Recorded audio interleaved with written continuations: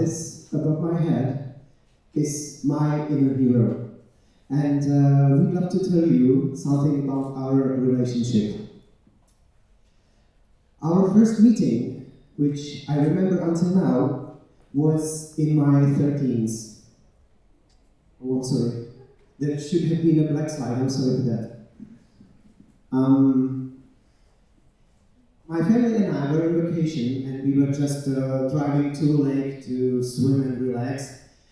These days, in my 13s, my interest was drawn mainly to woodcraft and first aid, and I considered myself perfectly capable of saving a life, from bleeding control to whatever, providing CPR. I had my trusty first aid kit everywhere I went as well, and simply I felt ready for anything. And it came, or rather, we came upon it. We spotted an accident and stopped our car to help. It seemed a biker fell or was pushed off his bike. He had a severe head injury, many scratches, maybe some fractures, and was in and out of consciousness. What do you think I did? I froze. I didn't do a thing except watch my parents do simple first aid mistakes with my first aid kit in hand unused. And it stayed there until the ambulance came and we carried on to the lake. Later on, with this incident in mind, I started to teach first aid by experience. And I realized it wasn't just me. I was told many stories of people freezing when the heat is on, and sometimes even resulting in unnecessary deaths. I've come across a research of Czech students' capability in first aid. It was a meta-research, merging together many small researches and resulting into a sample of more than 4,000 Czech students. And one of the closings shook me totally. While 80% of students know how to approach an unconscious person, only 38% of them are really able to do it. And this difference, this scary abyss between knowing how to and taking real action is what interests me the most.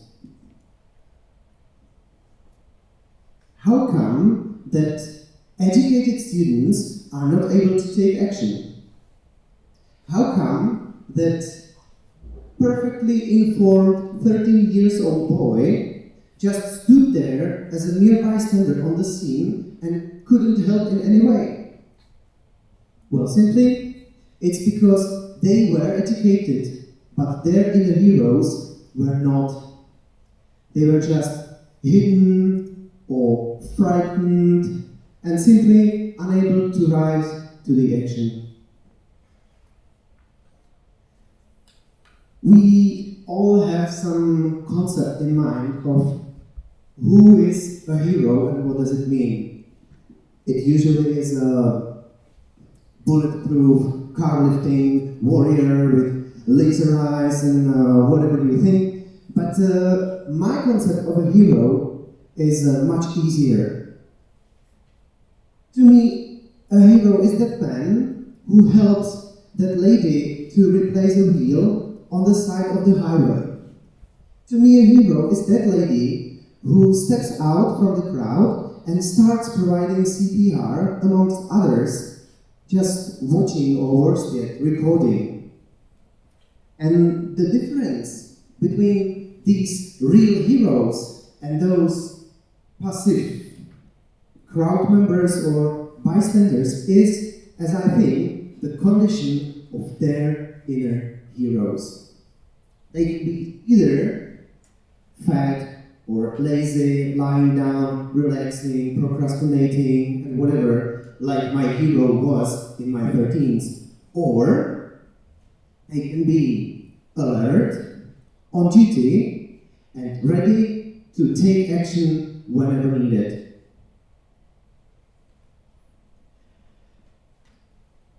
You maybe suspect that I want you to do something like progress or stop watching your telly and go to climb a mountain. Well, I confess, I do. I want you to start or continue training your inner hero. The good news is that training your inner hero can be a huge amount of fun. And there are millions of ways of how to do so you don't have to go as climbing specifically. Some of the ways can be quite cheap and some of them are even for free. The bad news is that training your inner hero requests you to step out of your comfort zone. Why? Because comfort is boring. No, I mean it really. Just think of this. Why do we go to mountains? Why does team building work? And why does the word adventure even exist? And why is it viewed in such positive light? Well, when being in comfort, we usually learn new stuff, poorly or not at all. We may be able to memorize stuff, but without true experiences, it begins to fade pretty quickly. And when we need some change of mindset, or some better response to stress, or some specific reflex, well then, comfort becomes our worst enemy. At least, that's what experiential pedagogy says. This form of education, which is sometimes called learning by doing method, gives us a powerful tool how to discover, understand, and even change ourselves. And how does it work? Well, this corpse learning cycle with our hero running inside it explains it pretty simply. First of all, you need an experience, and this is essential. More often than not, experience doesn't just show up and knock on your door, it usually tears you down. Much more effective is if you seek the experience yourself, knowing in advance that you are there to learn. Your inner hero then awakens, gets alert, and he wants to survive. He wants you to survive, so he tries to manage you. Usually, if he is a newbie without proper training, he may make you to fight or flight. And if he fails even more, well then you may freeze just as I did way back then. An example of an experience could be going running when there are some showers on the way. It's a pretty nice starting lesson. If you're done with the experience, then you need to have some reflection. You usually have a small chat with your inner hero about what you've been through, just to break it down and understand it somehow.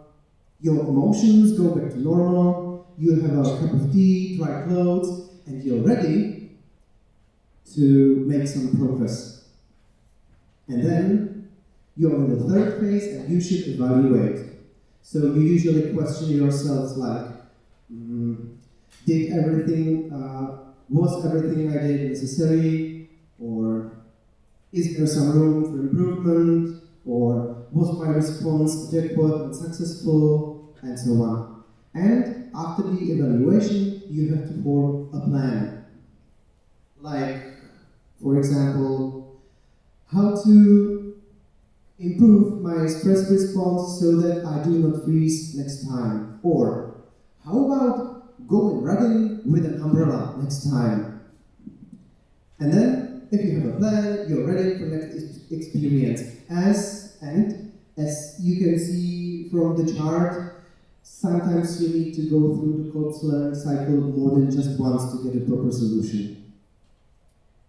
Well, as I said, Sometimes you go through this cycle unwillingly, and even that it has some learning potential. However, if you go through the cycle by choice, you're not only tackling your inner hero, but you learn how to cooperate together.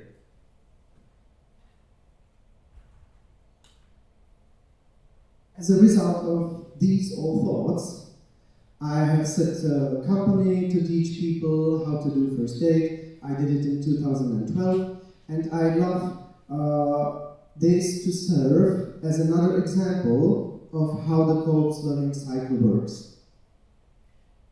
As you probably expect, we teach first aid by experience. So if you enter our training, we will take you through the co-op's learning cycle several times.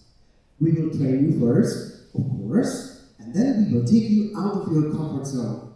And we will put you into realistic situations, such as like car crash, or terror brawl, or workplace accident, and whatever, with real actors, real cars, smoke, panic, shouting, and whatever you may picture in your mind. When you are through this, you will get feedback, you will form a plan, and then, because it's a circle, we will take you through it again. You may think that this method of learning is totally inappropriate for someone who, for example, fears blood. But we already know that the opposite is right.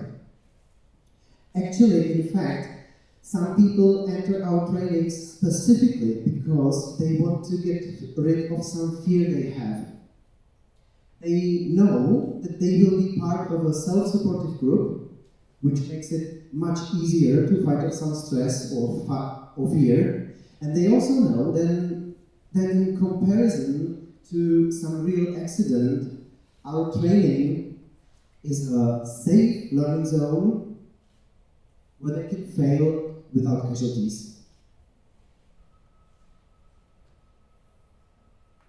You maybe now figure in your head many possibilities of how to train your inner hero. And maybe not, but that's what I'm here for, and I'd love to offer you a few possibilities which helped me personally a lot. Well, first of all, you can definitely run your own business. If you settle your own entrepreneurship, it becomes a huge training arena for both you and your inner hero. It's really great. Just go ahead and try it. It's brilliant. Then, it also helped me a lot to talk in front of a huge amount of people, like some Pecha presentation or improvisation workshops, Toastmasters meetings, or a pretty nice challenge is to take a TED Talk. And another example, I also go backpacking alone sometimes, and it also helps a lot.